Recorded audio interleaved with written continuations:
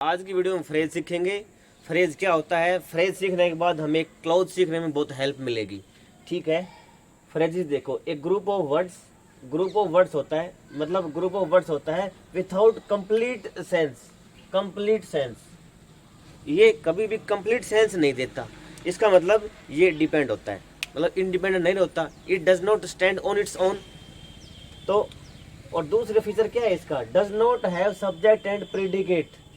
इसका कोई भी सब्जेक्ट नहीं होता और आगे का प्रेडिकेट नहीं होता। सब्जेक्ट को छोड़ के आगे वाक्य का, सेंटेंस का जो भी पार्ट बच गया उसमें वर्ब होती है, ऑब्जेक्ट होता है, जो भी होता है, कंप्लीमेंट होता है, वो इसका नहीं होता। ठीक है, दो बातें निकल के आई। विदाउट कंप्लीट सेंस होता है और इसमें कोई भी अपना सब्जेक्ट और प्रेडिकेट नहीं होता। ठीक, एग्जाम्पल देख लेते हैं। In spite of, at the shop, in A corner, है, बाय द डिंट ऑफ, जो भी है, मतलब इसमें 99% आपको क्या मिलेगी, एक प्रीपोजिशन जरूर मिलेगी। ये ग्रुप ऑफ वर्ड्स में एक आपको प्रीपोजिशन जरूर मिलेगी 99%।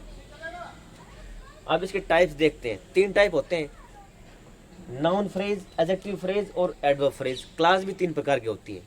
अब और फ्रेज और क्लास में क्या दिक्कत है, क्या डिफरेंस है, और सेंटेंस क्या होता है। फ्रेज मैंने आपको बता दिया। क्लास में अपना एक सब्जेक्ट और अपना एक प्रेडिकेट होता है, मतलब सब्जेक्ट और प्रेडिकेट, मतलब एक वर्ब होती है, एक सब्जेक्ट के बाद एक फाइनाइट वर्ब जो हम नॉर्मली यूज करते हैं। फाइनाइट वर्ब कौन सी, जो अपना स्ट्रक्चर बदल लेती है सब्जेक्ट और टेंस के हिसाब से। फाइनाइट वर्ब वो होती है और एक सब्जेक्ट होता है, उसको हम क्लास बोल देते हैं। ठीक है, डिपेंडेंट क्लास, इंडिपेंडेंट क्लास, वो मैं दूसरी क्लास में करवा चुका हूँ। इंडिपेंडेंट क्लास क्या होती है, जो अपने आप में खड़ी रह सकती है। इसका मतलब उसको किसी के सहारे की जरूरत नहीं, दूसरे सेंटेंस पे डिपेंड नहीं रहती। डिपेंडेंट क्लास इंडिपेंडेंट क्लास पे डिपेंड रहती है, वो अपना खुद का मतलब पूरा जो मीनिंग है वो नहीं दे पाती। सेंटेंस क्या होता है, a sentence is a group of words that conveys a full meaning, जिसका फुल मीनिंग निकलता है। उस सेंटेंस को पढ़ने के बाद हमें ये पता लग जाए कि हाँ इसका मीनिंग, आगे अब और लिखने की जरूरत नहीं, हमें मीनिंग पता लग गया वो कहना क्या चाहता है, वो सेंटेंस होता है। एक क्लास है, वो क्लास एक सेंटेंस का पार्ट हो सकता है। और एक फ्रेज है, वो फ्रेज भी एक सेंटेंस का पार्ट होता है। ठीक है, लेकिन फ्रेज क्लास मीनिंग देता है, ठीक है, उसे पता लग जाता है वो, और फ्रेज कभी भी अपना मीनिंग नहीं देता, ये सेंटेंस के साथ जुड़ के मीनिंग देता है। अब इसके टाइप है पहली नाउन फ्रेज। नाउन फ्रेज कैसे पता करेंगे, नाउन किसका जवाब देगा, व्हाट का जवाब देगा। नाउन व्हाट का जवाब देता है, तो he wants to learn English, he यहाँ पे सब्जेक्ट है, वांट्स यहाँ पे वर्ब है। इसका मतलब है ये सिंपल प्रेजेंट टेंस है, यहाँ पे एस लगा हुआ है। टू लर्न इंग्लिश यहाँ पे एक फ्रेज है।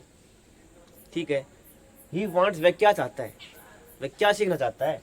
टू लर्न इंग्लिश यहाँ पे पूरा का पूरा एक ग्रुप ऑफ वर्ड से फ्रेज है। क्या का जवाब नाउन फ्रेज देगा। एडजेक्टिव फ्रेज क्या, एडजेक्टिव क्या काम होता है, क्वालिफाई करता है नाउन को, नाउन क्वालिफाई करता है, तो यहाँ पे नाउन क्वालिफाई करता हुआ मिलेगा। तो एडजेक्टिव क्लास क्या होता है, वो भी तो नाउन क्वालिफाई करता है। और एडजेक्टिव फ्रेज यह भी नाउन क्वालिफाई करता है, लेकिन यह पूरा मीनिंग नहीं देता। The girl in pink dress, ठीक है, इसमें सब्जेक्ट और अपना फाइनाइट वर्ब नहीं होती ना, वो फ्रेज वरना class. The girl in pink dress, वो गर्ल जो पिंक ड्रेस में है, तो गर्ल को क्वालिफाई किया, तो इन पिंक ड्रेस, इस पूरे सेंटेंस में ये बीच में जो 3 वर्ड आए हैं, ये ग्रुप आए वर्ड्स का, ये एडजेक्टिव फ्रेज है। एक गर्ल को क्वालिफाई कर रहा है जो पिंक ड्रेस में है, नोन टू मी, वह मेरे को जानती है। ठीक है, अगर यहाँ पे क्लास करें, the girl who is in pink dress, तो वो हो जाएगा एडजेक्टिव क्लास। हु सब्जेक्ट का काम करता है, इज वहां पे वर्ब हो गई, लेकिन इन पिंक ड्रेस मतलब वही निकल रहा है, who is in pink dress. Phrase short होता है, मीनिंग हमें पता है क्या कहना चाहता है। ठीक है, अगला एडवर्ब फ्रेज में children like to play every evening. Adverb phrase आपको दिखाई नहीं दे रहा होगा, 1 मिनट रुको।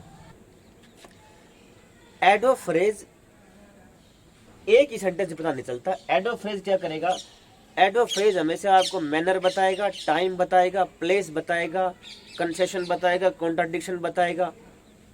वो जितनी एडवर्ब की टाइप होती है ना, उन टाइप के हिसाब से एडवर्ब फ्रेज भी अलग अलग होते हैं। ठीक है, वो मूड के ऊपर डिपेंड रहता है क्या पूछना चाहता है। Children like to play, children खेलना चाहते हैं। एवरी इवनिंग, यहाँ पे एवरी और इवनिंग दो वर्ड को बना के एक बना दिया, तो यहाँ पे ये है अपना एडवर्ब फ्रेज, इसमें टाइम बताया जा रहा है, टाइम बताया जा रहा है, टाइम, ठीक है, ये टाइम बताया जा रहा है। Children like to play, to play यहाँ पे क्या है, पार्टिसिपल है, ठीक है, पार्टिसिपल है, मतलब सॉरी, टू प्ले यहाँ पे इन्फिनिटिव है, पार्टिसिपल बोल गया मैं, यहाँ पे इन्फिनिटिव है, 2 + V1 इन्फिनिटिव आ गया। लाइक यहाँ पे मेन वर्ब है, ठीक है, ये फाइनाइट वर्ब है, ये इनफाइनाइट वर्ब है, टू इन्फिनिटिव। और एवरी इवनिंग यहाँ पे फ्रेज है जो एडवर्ब का काम कर रहा है, ठीक है। यहाँ पे जगह का नाम देते हैं, children like to play in the street, मैं यहाँ पे लिख देता हूँ इन द स्ट्रीट, चिल्ड्रन गली में खेलना पसंद करते हैं।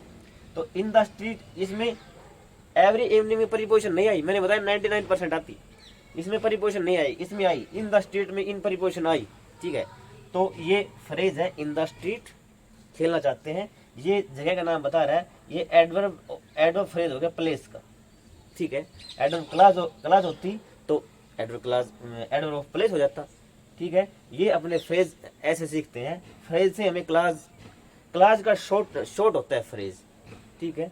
तो noun phrase, adjective phrase, adverb phrase मैंने बताया, इसके बाद इसकी मैं एक्सरसाइज करवाऊंगा, ठीक है। होप आपको समझ में आया होगा। Thank you very much.